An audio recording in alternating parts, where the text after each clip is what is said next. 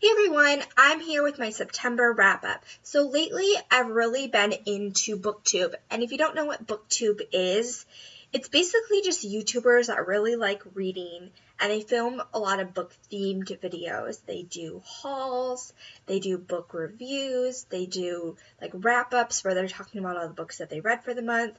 They also create TBRs, like to be read videos, where they talk about all the books they want to read for the next month.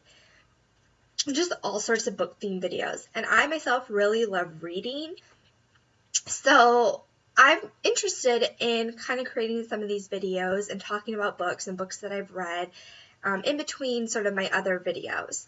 So for this month I'm here with my wrap up, and this is all the books that I've read for the month, and for some reason I was on a roll this month and finished 8 books, which is a lot for me. So what I've been doing since 2012 is setting a reading goal for myself, and it's always been to finish 50 books in the year. And for some reason, in the last 2 years, I have not met this goal. I think in 2012, I read about 37 books, and then last year I read 42 books. And I'm always good with reading all throughout the year, except at the end of the year. For some reason, I don't know if it's because of the holidays or I'm super busy or whatever it is, I don't read towards the end of the year. So I'm hopeful this year that I'll be able to accomplish this goal. At this point, at the end of September, I've read 44 books. So I have 3 months left of the year and 6 more books to read. So I'm really hopeful that I'll be able to accomplish this goal and even read more than the 50 books. But of course, we'll have to see how the rest of the year goes. So without further ado, I will get into the 8 books that I've read this month. So the first one is Catching Air by Sara Pekkanen. I think that's how you say her name. So this author, I've read 3 other books by her. I've read The Opposite of Me, These Girls, and The Best of Us. And in all of her books, and this one is no exception, there's multiple female protagonists. In this book, there's Kira, who's a lawyer, Alyssa, who's kind of a free spirit, she loves to travel sort of character, and then Dawn, who's kind of a meek, sort of mysterious, sort of we don't know a ton about her, or at least the other female characters don't know a ton about her. She kind of shows up in this book, and you as the reader know a lot more about her than the other protagonists know. So Alyssa and Kira are sisters-in-law. They're both married to brothers, and Alyssa's husband has received a lot of money in a law suit, settlement. So he decides to use the money to open a bread and breakfast, and he asks his brother Peter and Kira if they would like to come and help set up and run the bread and breakfast for maybe the first year. So they're all at this bread and breakfast, and Kira previously is a lawyer, but she feels she doesn't really fit in with her firm's culture, and her and her husband Peter decide to make this life change, and there's tension between the 2 brothers, sibling issues, and Kira and Alyssa are so different, but you kind of get these people all kind of having to work together for a common goal, and you kind of see what it takes for them to set up this bread and breakfast. The book goes through kind of their different clients that show up and stay there, so you kind of get that sort of, I think that's interesting to sort of see how their business is run, and just the story behind the bread and breakfast itself. And then one day Dawn shows up, and she's kind of this mysterious character, and she's, stays at the bread and breakfast. They find a random room for her to stay. She's sort of they know she's on the run. She kind of has a story about this abusive boyfriend that she's on the run from. So they let her stay there, and she kind of helps out with the bread and breakfast. That's kind of how she earns her room and board. She doesn't have to pay them. But you, the author, know that there's more to the story about her than she's telling them. So there's always this fear. She always has this fear that this boyfriend's going to show up. At the same time, there's relationship drama between the brothers and between all of the different couples in the book. So it's really good. It's a lot of drama in with this running of the setting of the bread and breakfast. So I really did enjoy this, and it did have a good ending, a good conclusion to the book. Everything was kind of wrapped up nicely. The one thing about this book is, in order to advance the plot, sometimes you'd read one chapter and then the next chapter would start like a few weeks later. So I would have enjoyed it more. My favorite part of the book was the bread and breakfast element to it and how they're running this and the clients that showed up.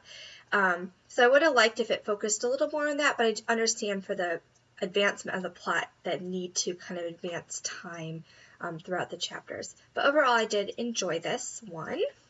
The next book I read is Fangirl by Rowell. I'm so bad at pronouncing things. Anyway, this book I absolutely loved. I read 2 other books by this author. I read Attachments and Eleanor and Park. So this is about main character Kath and her freshman year of college. And she has a twin sister, Ren. And they're both going to the same college, but Ren doesn't want to share a room with her. So Kath has a roommate and someone she doesn't know. She's used to her whole life of, having Ren by her side, and so it's called Fangirl. And so Kath is really into writing fanfic, and she's kind of not making friends at college and kind of is like, I want to stay in my room and write fanfic and kind of, I don't want to be involved in this college scene, which I really related to.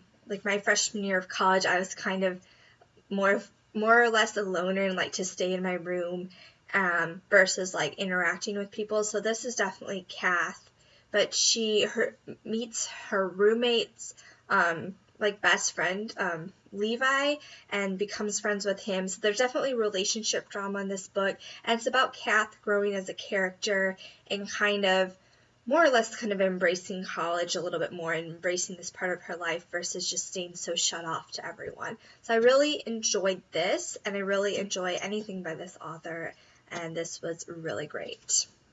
The next book that I read was One More Thing, Stories and Other Short Stories by B.J. Novak. And B.J. Novak was writing on The Office, and he was actually a writer. He's actor, writer, obviously, and he wrote this book, and it's just a lot of different interesting short stories. Some of the short stories are very short, like a page, and there's some longer short stories. It's definitely adult novel. It's not like young adult, but very interesting short stories.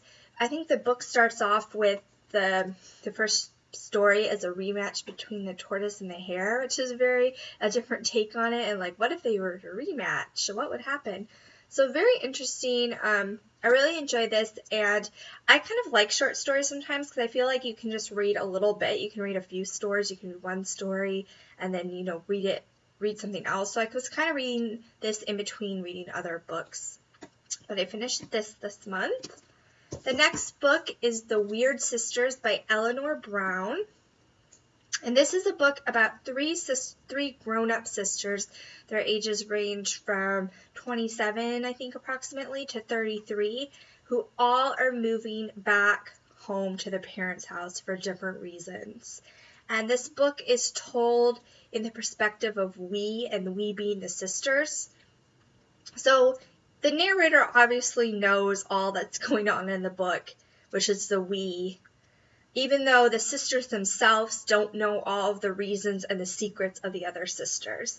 So this just talks about, kind of the reasons why they're back at home, kind of their relationships to each other, their parents, or they moved back as a college, like small college town. So it talks about their kind of relationship with the town and their feelings about being back home.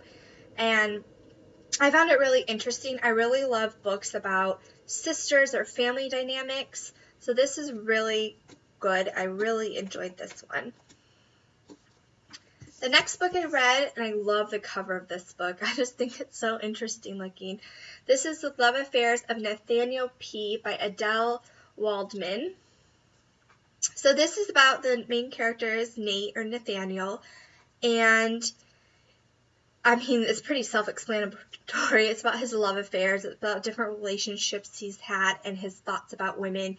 Nathaniel is in his late 20s, early 30s, and he's just gotten a book. He's a writer in Brooklyn, and he's just gotten like a book deal recently. So it's about, you know, he's feeling good about himself and, you know, feeling like he's made it and I'm successful in this literary world. And then it's his, like, feeling about women and relationships. It was a very, like, honest book. You don't always like the character. You don't always like Nate in this book. And it's interesting because it was written by a woman and it's about just how men think. So, of course, you're not always going to like what he thinks and the way he thinks and what he's thinking and how he's feeling about these women and how he doesn't always treat the women this great. But you kind of understand, you get to understand like why he feels the way he feels. So even though it's hard for me to really love a book where I don't really like the main character, it was an interesting read. So, and I do love the cover.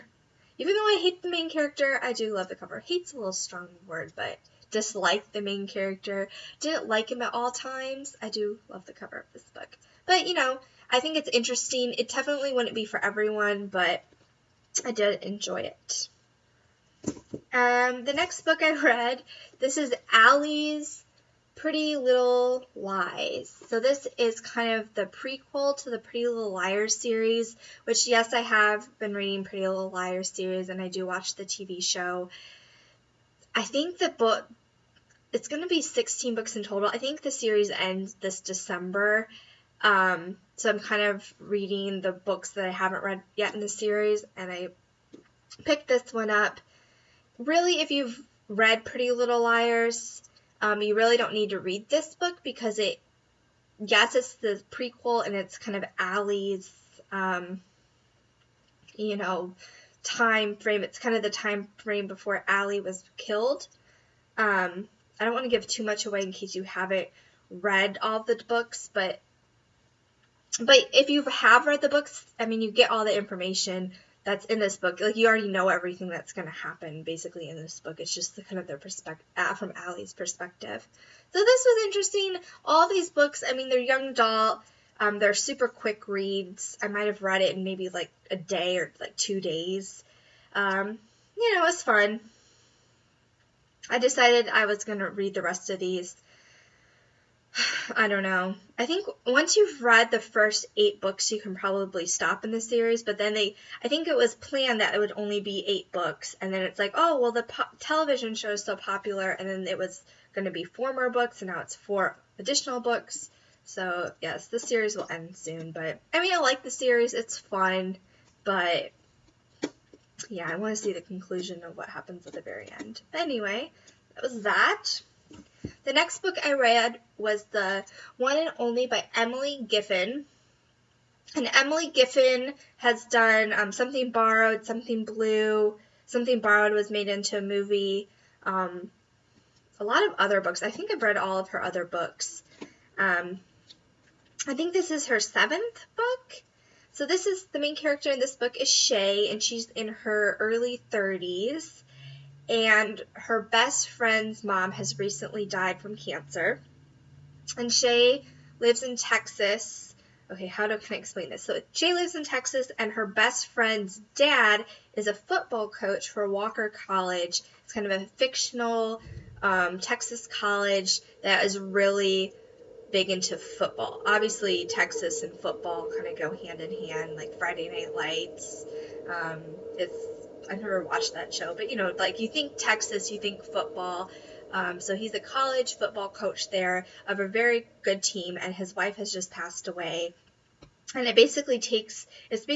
book is the year following his wife's death.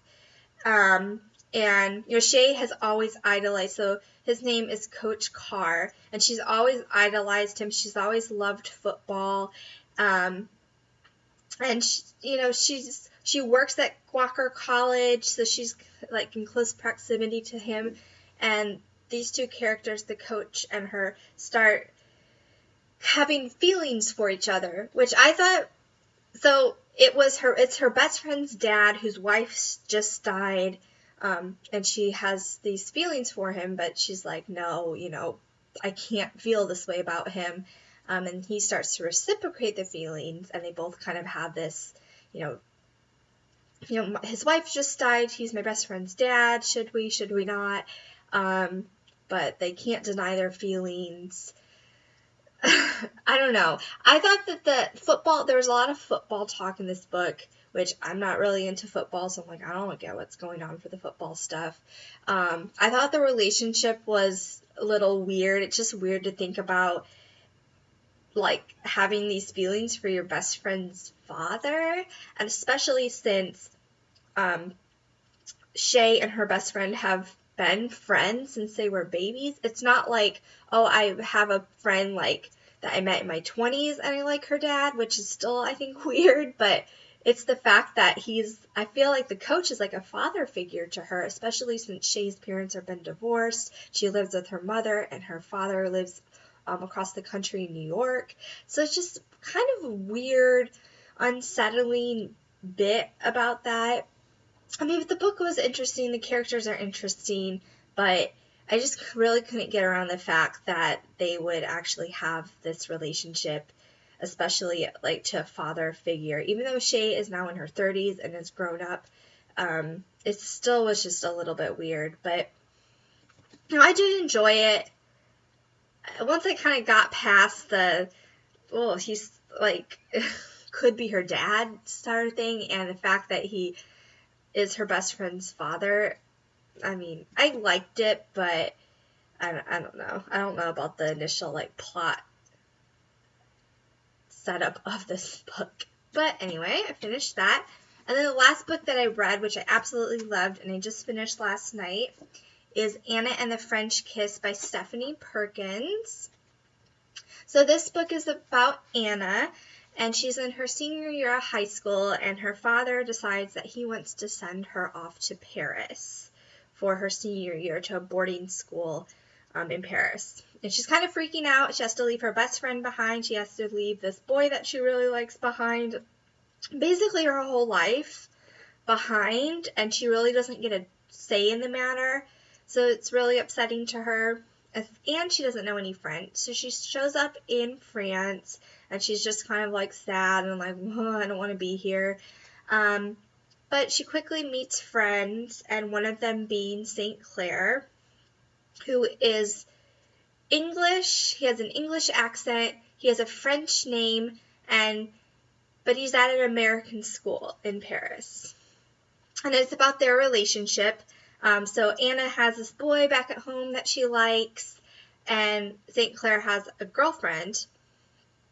But it's about them becoming kind of best friends with, obviously but they both like each other, but they have these other relationships. And there's other drama that happens in the story, but it's kind of about their adventures and how they become friends. And he kind of is like, you need to get out and see Paris. You're in Paris. You can't just sit and mope all day long. So you kind of get to explore Paris through this book, which I really like the setting of the book, and also their relationships and the reasons why they're kind of scared to kind of be in a relationship with each other, and the reasons why that they are kind of like shut off to having a relationship. But this definitely is good. It goes over Anna's year in Paris, and I really enjoy this, and I can't wait. It's a 3-book companion series, so the next one is Lola and the Boy Next Door, and there's Isla and the Happily Ever After. And in these books, kind of all the characters, or I guess the characters will, like Anna and St. Clair will show up in the next 2 books. So it's interesting. I like books like that you can kind of see what happens to the characters after the novel ends. I really did enjoy this book, and I absolutely love the cover. I think it's so cute. So those are the books that I read for the month. If you've read any good books lately, please let me know in the comments below, and I'll talk to you guys soon.